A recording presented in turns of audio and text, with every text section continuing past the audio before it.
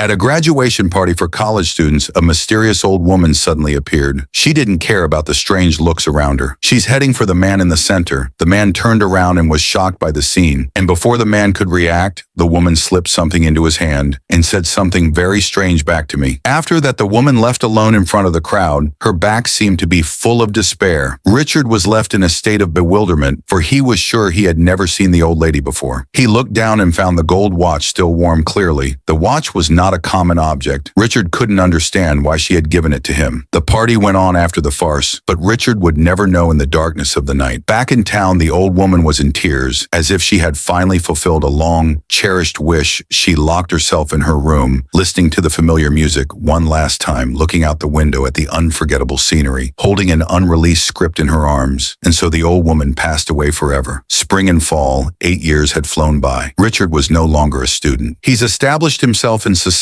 He's realized his dream of becoming a playwright masterpiece on the wall is the play the woman took. But lately, Richard's inspiration has been lacking. Even soothing music couldn't soothe his restlessness. So Richard packed his bags. He planned to take a trip. And when he came downstairs, he ran into his pushy boss. The joy of leaving was ruined, driving in a sports car in a city of skyscrapers. Chad was bored out of his mind. He headed for the countryside to get some fresh air. There was a big hotel on a country road. Richard had never stayed there before, but it felt familiar.